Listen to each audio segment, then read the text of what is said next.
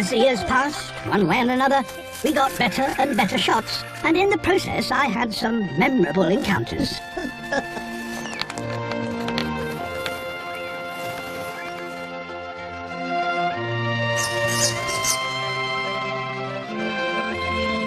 Ooh. This is a very intelligent animal. And top of the menu right now is salmon.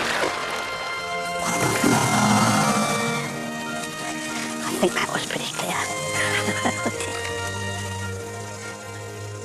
I've been lucky enough to live through what well might be considered the golden age of natural history filmmaking.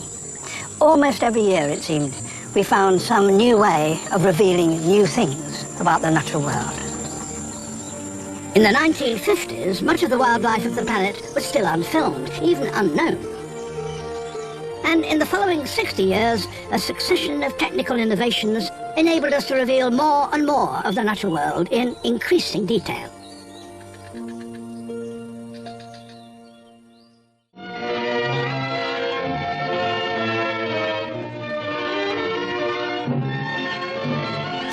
This is the first natural history film I ever saw, back in 1934, when I was 8, and I thought it was wonderful.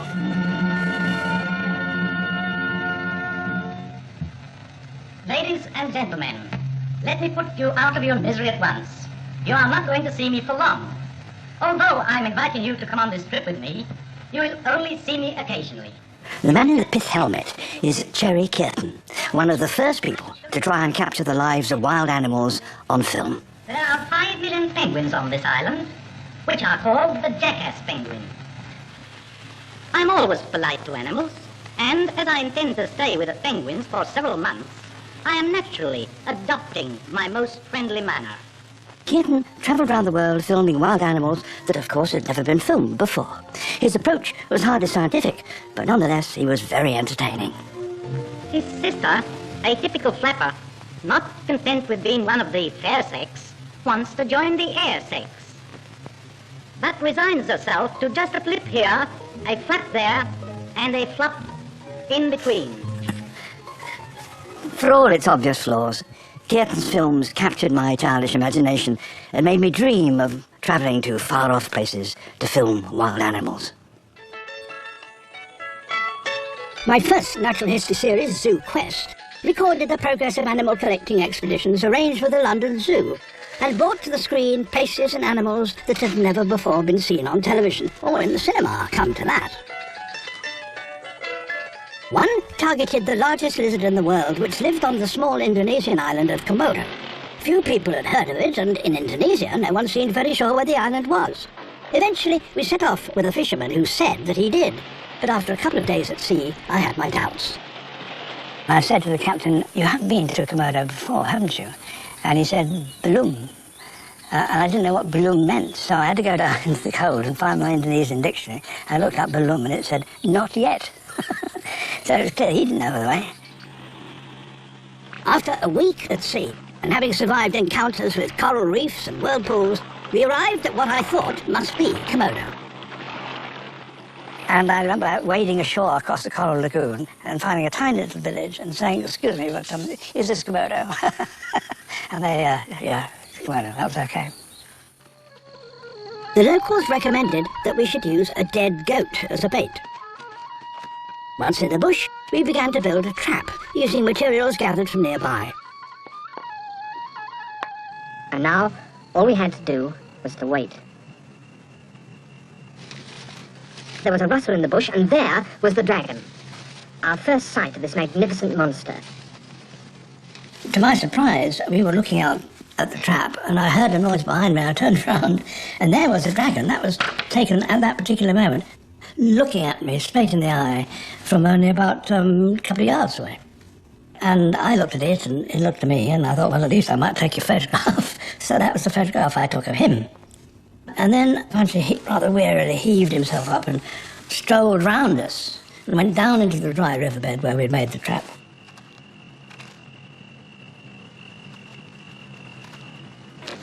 And down came the door.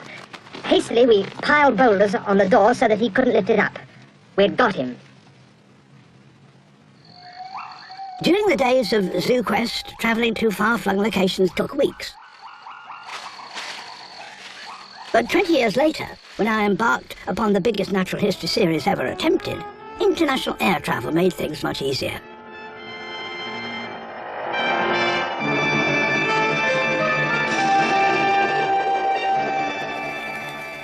I was able to film in 30 countries, appearing to move from one continent to another in the space of a single sequence, as I traced the history of life on the planet. The South American rainforest, the richest and most varied assemblage of life in the world. These limestones, here in Morocco, macaques live in many parts of Japan. Life on Earth was shown in 100 different countries and seen by perhaps as many as 500 million people. Natural history television was now a global phenomenon, revealing our wonderful world in colour to all.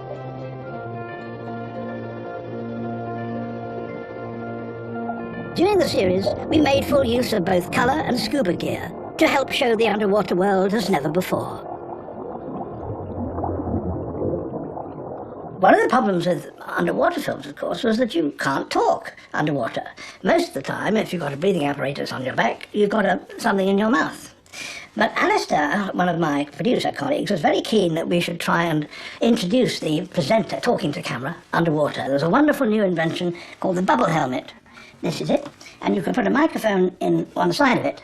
So we went down to the swimming pool in the hotel we were staying, and this was screwed on my head. It took a long time to screw it down tight, to make it watertight. I put it on, like this, and I waded into the water, and I hadn't gone more than about a foot underwater when suddenly water started bubbling in. Very alarming, water rising around you. I was going to drown. How long would it take me to get this off? So I came out in a hurry. There was a fault, I said. Nonsense, said Alistair, give it to me. And so he changed this, put on his shoulders, put it on his head, and I, with some pleasure, screwed it down quite tight, and he waded into the pool. And he came out even quicker with me than they were gesticulating to get it off, and I finally took it off, and he said, there's a fault. I said, yes, there is.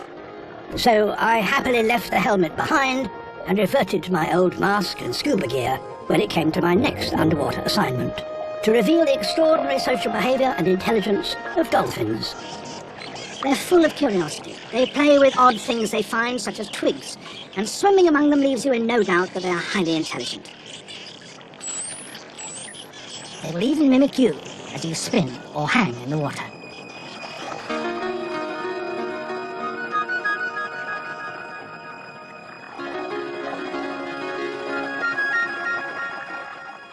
Until the 1980s, you could only shoot 10 minutes worth of film underwater before you had to come back to the surface, open the underwater housing, take out the camera and put in a new roll of film.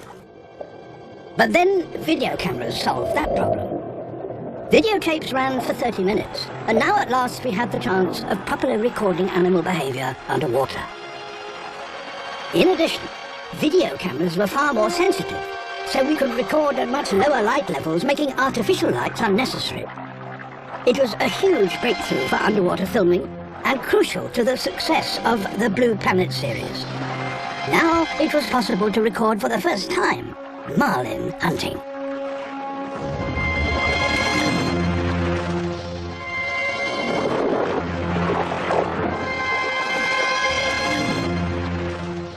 The seas and oceans were full of animals whose extraordinary behaviour up till now no one had ever seen. And the shots just got better and better.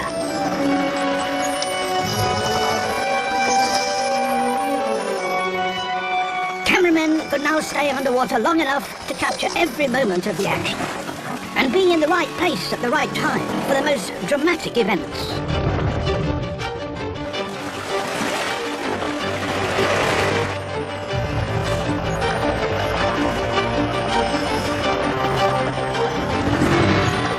So now we can capture previously unseen animal behaviour throughout the seas of the world.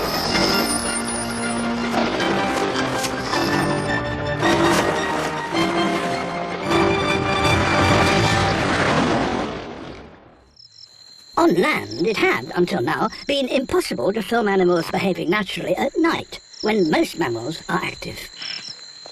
All we could do was shine a spotlight on them and film them as they ran away.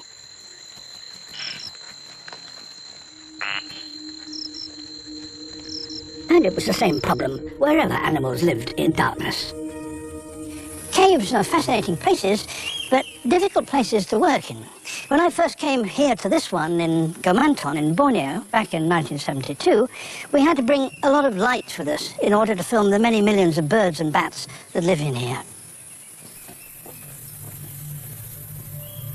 And the droppings of all those creatures make the cave reek of ammonia.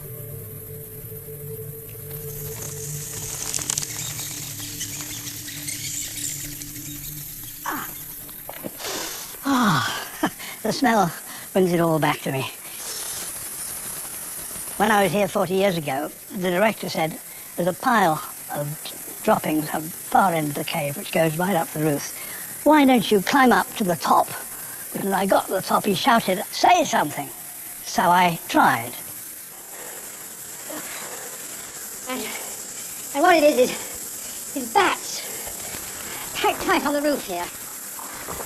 They're flying now all around my head. This cave, this particular part of it, make ammonia is really quite choking. Makes a very perfect place for a home. One of the really astounding things is that this immense number of bats flying around here in a panic. Not one of them is colliding with the other, nor indeed am I in any danger whatsoever of being hit by them. And then the director said, "Cut." The camera stopped, the lights went out, and a bat flew straight in my face. So perhaps their much praised echolocation is not quite as perfect as people say. The film cameras we used then needed normal white light like these. But the problem with that, of course, is that they disturb animals that are accustomed to living in the dark. But then the security industry developed a new type of camera, like this one, which uses infrared light and doesn't need these lights, but nonetheless can see in the dark. As you can see, I turn off one, I turn off the other. Now, even though it's pitch dark, you can see me. Most animals, like us, can't see infrared. And that meant that with these cameras, we could now watch them behaving perfectly normally in the dark.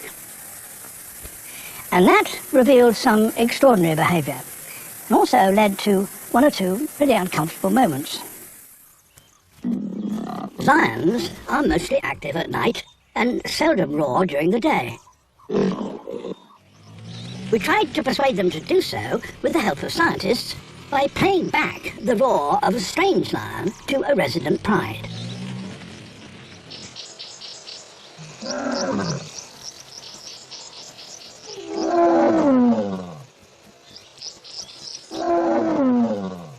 Even that didn't work. But 12 years later, I set off in an open-sided Land Rover with the latest infrared technology to try again. As usual, they were sleeping. I would have to wait for darkness.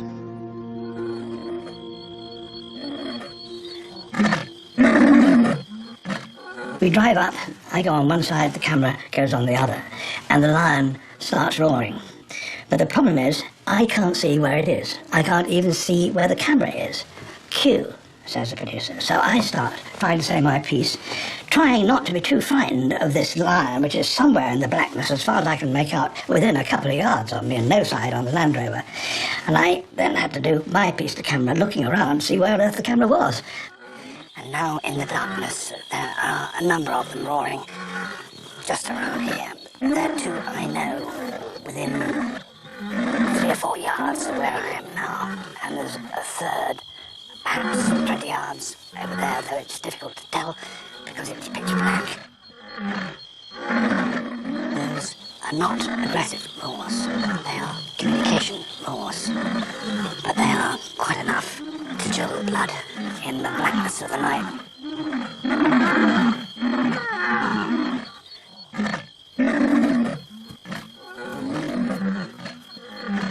A few years later, similar technology made it possible to film one of the most extraordinary hunting sequences ever recorded, using whole batteries of infrared lights mounted on vehicles.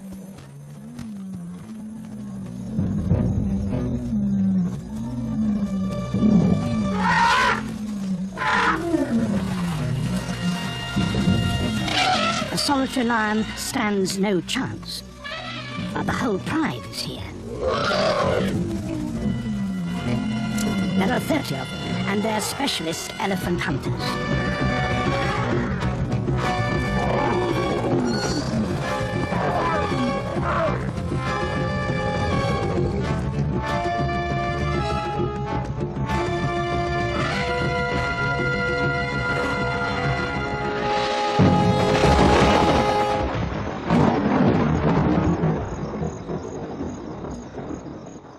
This remarkable behavior could not have been filmed in any other way, and it proved conclusively what many had doubted, that a big pride of lions can indeed bring down and kill an animal as big as an elephant.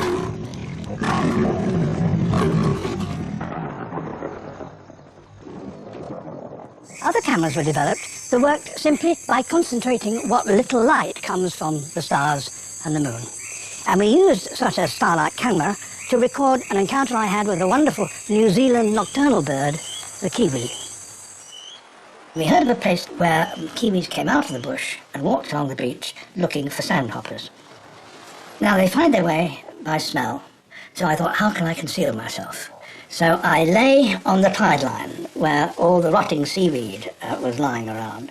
I just lay on it, and this little enchanting little creature came slowly along, probing its beak into the sand, blowing out the sand, coming closer. Probing sand with your nostrils is all very well, but it does clog them up, and so you need to blow them clear every now and then.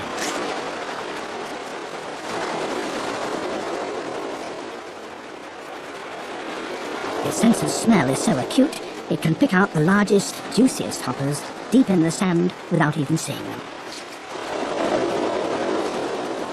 Our starlight camera can see much better than I can. I need a torch to see this extraordinary creature properly, but it doesn't seem to mind.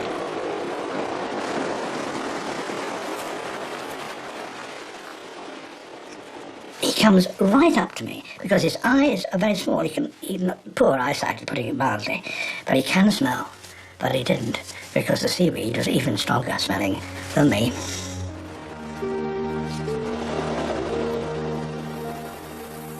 There are other ways of filming in the dark by using thermal cameras like this one. Up above me there are a lot of bats, and the camera shows them as different colours. The yellow lights here are bats that have just flown into the cave and are still warm from their exertion. As well as revealing where animals are, the thermal camera can also show something about the condition they're in. For example, my face now, because I'm rather hot, is likely to be an orange colour. When I'm cooler, it'll be red, and this probably is verging on the blue. But if I take a bottle of cold water, why, that's likely to be black. Very good too.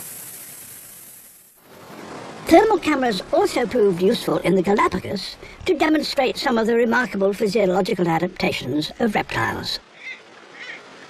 Once they're thoroughly warmed up, marine iguanas can maintain their body temperature just about as constantly as I can, and what's more, at about the same level, or indeed slightly higher, around 37 degrees centigrade. But when they go into the cold sea to feed on submerged seaweed, their temperature falls very rapidly. A recently emerged iguana is black. It's chilled to the bone. Now they need heat in order to be able to digest that meal of seaweed, and they get that by spread-eagling themselves on these black, hot, sun-baked rocks.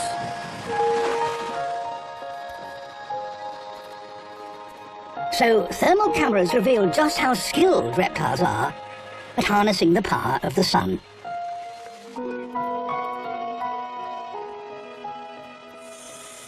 These are tree ants in Borneo, and they have a wonderful way of making their nests. I first tried to film how they did so when I was here in Borneo back in the 50s. Then we noticed this group with their jaws locked tight in the lower leaf and their hind legs attached to the upper leaf.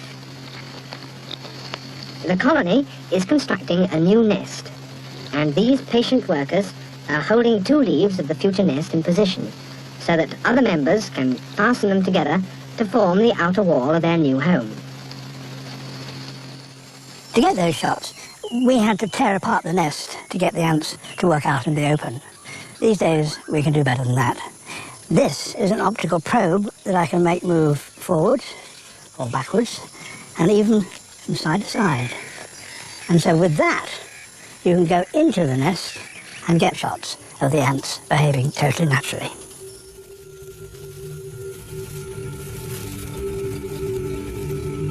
That is a stranger in the nest. That's a little bug which they are attacking. It was technical developments like these that allowed us, eventually, to enter the world of the insect. A motorized jib arm enables filmmakers to suspend a camera above a column of aggressive driver ants and watch the organized way they hunt through the forest. Workers carry the colony's larvae. Ferocious soldiers link legs to form a defensive roof and walls enclosing the column. Were the camera or the cameraman to accidentally touch just one of these soldiers, they would all immediately attack, but they are blind and can't see the camera hanging just inches above them.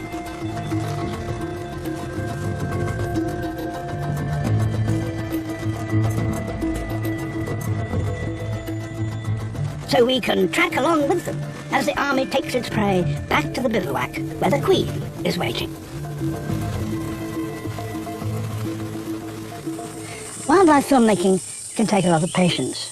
Cameramen may have to spend hours and hours, if not days and weeks, to film one particular action.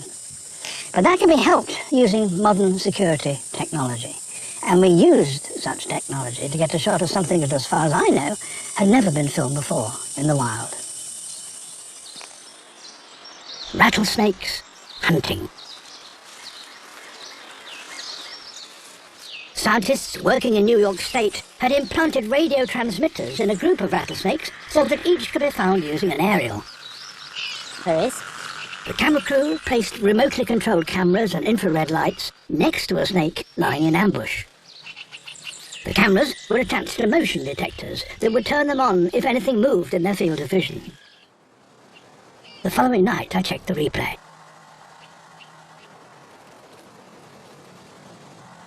There's a mouse.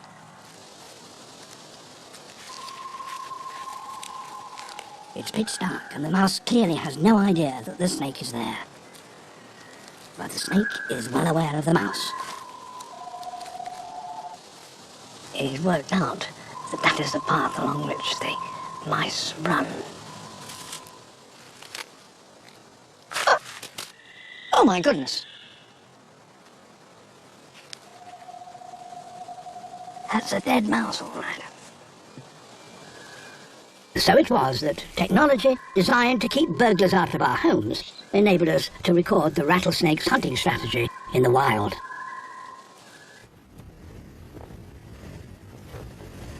Another revelatory film technique involves playing with time, slowing down the action. Cameramen have long done that simply by increasing the number of images taken per second. Kestrels are known as wind hoverers because of their apparent ability to hang motionless in the air. And slow-motion photography enables us to see details of their flying technique that we can't see with the naked eye. By filming this trained bird with this special camera, we can slow down the motion and see exactly how they do it. It's flying at the same speed as the oncoming wind, and the air flowing over its wings provides just enough lift to keep it airborne. By flying as slowly as this, they risk stalling because the wind flow over the wing doesn't provide enough lift. Slowing down the action by 10 times, we can see how the kestrel extends the finger-like projection on the leading edge of its wing and spreads its tail feathers to generate more lift.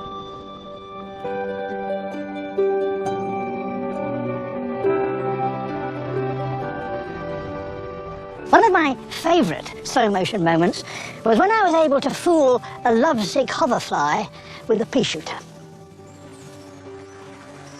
It might seem that he's absolutely motionless, but in fact he's having to make continual changes to adjust for slight currents in the air. It's an amazing piece of acrobatics, far better than anything that we could do in a helicopter. And it's all done in order to impress the female, to show her that he is superb at holding his territory. With his superb eyesight, he's ready to spot anything that might whiz by him at high speed that could be a female. And I might just be able to fool him with a pea shooter.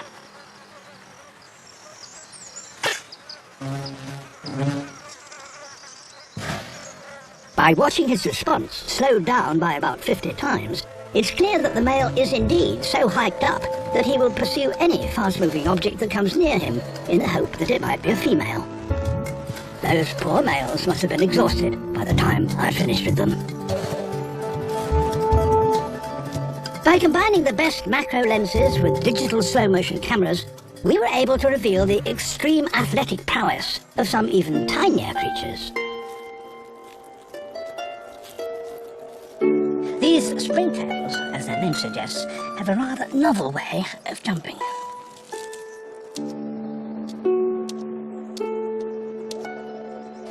They have a tiny two-pronged lever beneath their abdomen. One small flick from it can catapult them 6 inches, some 15 centimeters, into the air. It's the equivalent of a human being jumping over the Eiffel Tower.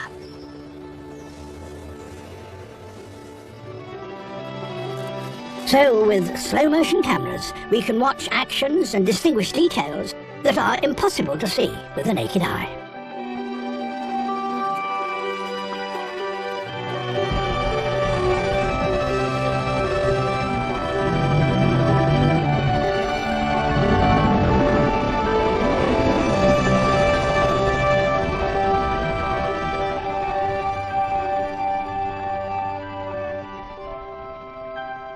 At the other end of the scale, we can manipulate time to speed up excessively slow action. This is a time-lapse studio where you can control lights and cameras very precisely. A film camera shoots 25 frames per second.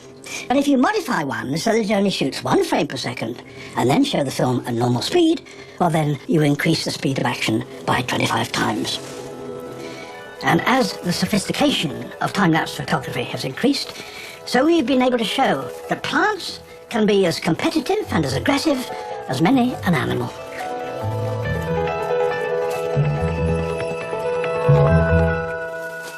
And it was the mastery of time-lapse that allowed us to make a series called The Private Life of Plants.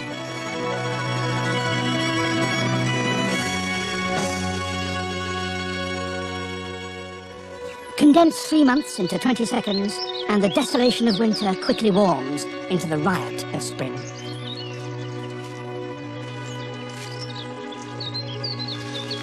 Speed a week into a minute, and you can sense the urgency with which the ground-living plants race to unfurl their flowers.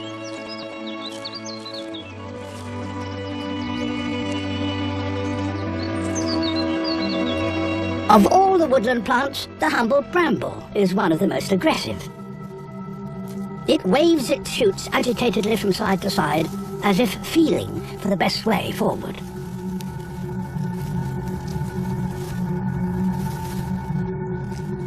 The invading stem's backward-pointing spines give it the grip it needs to climb over almost anything that stands in its way. It can advance as much as 3 inches in a day. Now, digital cameras allow us to see how a shot is developing while we're still taking it, instead of having to wait till it was finished, as we used to have to do with film cameras. And we can also use computers attached to small motors to move a camera in between exposed frames, so that the camera can in fact travel alongside the plant.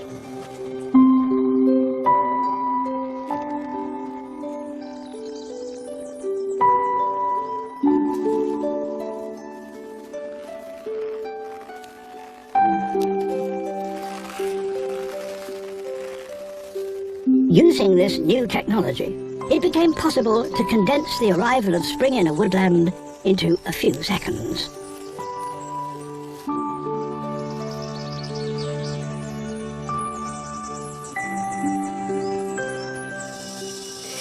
But the wonderful thing about wildlife filmmaking is that no matter how much you've seen and filmed, there's always going to be something to surprise you. I remember back in 1994, we were filming Nepenthes Raja, the largest pitcher plant in the world, growing up in the mountains of Borneo. And I made an assumption about how it obtained its nitrogen fertilizer. I guess this one contains 2 or 3 pints of liquid.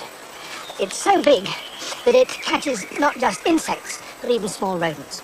And one was recorded that had in it the body of a drowned rat.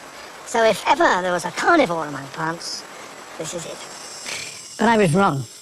In 2010, scientists discovered that the plant gets its nitrogen in a quite different way. And we couldn't resist going back to see if we could find out what the truth was. Mount Kinabalu in Sabah is home to many Raja pitcher plants. They certainly seem to attract insects that fall into their bowls just as other pitchers do. But they also have larger visitors. A tree shrew. It's licking the underside of the lid, where the pitcher secretes nectar with which it lures visitors. But even though its backside is hanging over the bowl, it doesn't seem to be in any danger of falling in and drowning. So what's going on? It leaves a clue, a dropping. So the pitcher is a tree shrew toilet. The tree shrew feeds by licking the secretions from the pitcher plant's lid, and the pitcher plant gets its fertilizer by collecting the tree shrew's droppings. Wildlife cameramen are always trying to film some piece of animal behavior that no one has ever seen before. And aerial photography enabled them to do just that. In the early days, we occasionally managed to get up in a small plane to get a shot of the landscape. But the plane vibrated so much that you couldn't use long lenses to get close-ups of animals, and if you went low, the roar of the engine frightened them. So we tried other forms of aerial transport. Balloons were a little quieter, but they took you where the wind blew them, not where you wanted to go, and getting steady shots was still difficult.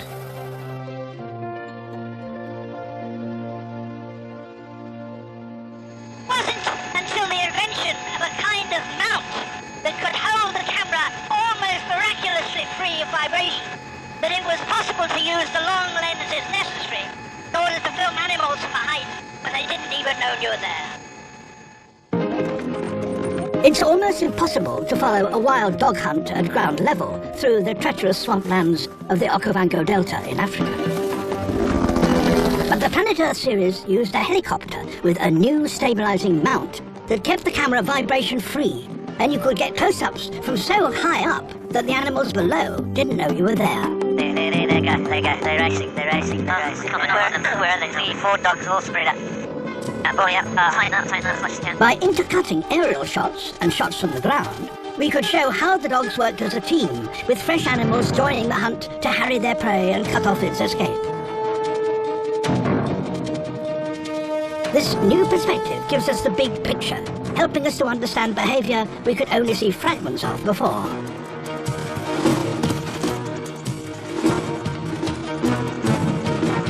Stay with him, he's almost got it. Stay heading towards the water.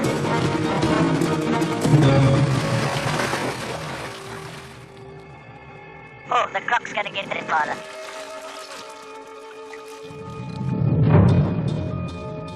So now we have the techniques to film almost anything, on land or in the sea or in the air. But to get pictures of animals that lived in the past, you have to recreate life.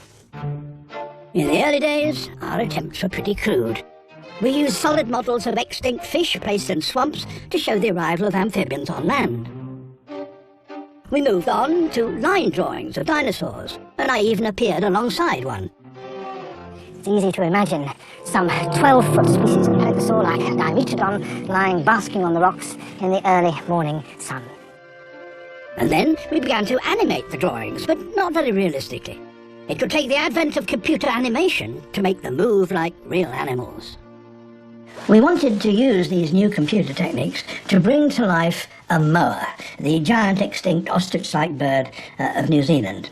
First of all, I had to walk into a woodland glade holding a moa bone. Then what would happen would be that that bone would be suspended. I'd take my hands away and all the rest of the bones in the skeleton would appear from nowhere, materialise to form the complete skeleton. So I had to walk in, hold the bone, then actually take my hands away and let it drop, which seemed a silly thing to do. But electronic trickery made it stay there, and then added the rest of the bones of the moa's skeleton. It had just 3 toes. Its pelvis and its spine lead up to an extraordinarily long neck. This bird stood over 6 feet, 2 meters tall. But then we wanted it to walk away. And so what the computer expert got us to do was to imagine where it was going to stand and then conceal ourselves in the vegetation, each of us holding a bit of fishing line attached to a branch. And with our computer expert conducting us as though he was conducting an orchestra, the moa came in, this branch was brushed away, and then it reached up and pecked another leaf, and the leaf moved, and then it moved away and the bushes moved. It was really quite convincing. The first human settlers on these islands saw these giants alive and called them moas. Among them were the tallest birds that ever existed, that weighed over 200 kilos, 400 pounds. So now we could recreate extinct creatures whenever we liked in their entire full-colour animated glory.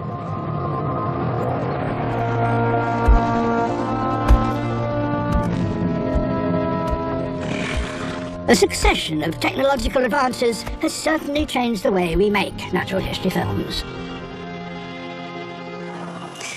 These days, with every year that passes, we seem to get more and more equipment. Longer lenses, more electronic bits of kit. But in the end, often the most memorable shot comes from just one camera and one person with a deep understanding of the natural world. To film a wild snow leopard was once the ultimate challenge for a wildlife cameraman.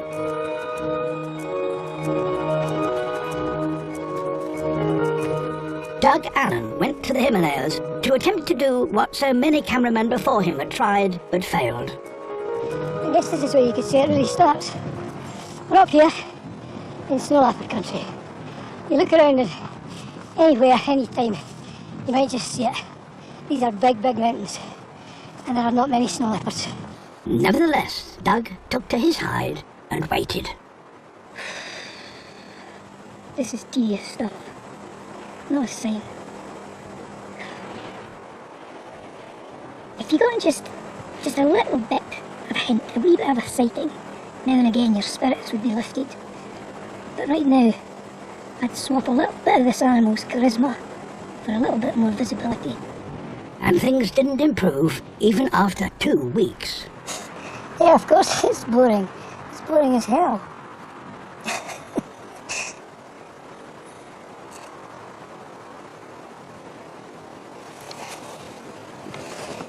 After 7 weeks of patiently sitting and watching, these distant shots are all Doug managed to film, so he had to return home empty-handed. The following winter, cameraman Mark Smith took up the challenge and tried a different location, this time in Pakistan. We just got a lot of snow, and we'll be able to track the snow leopard, and so we'll have a lot better chance of filming it. So it's just fantastic.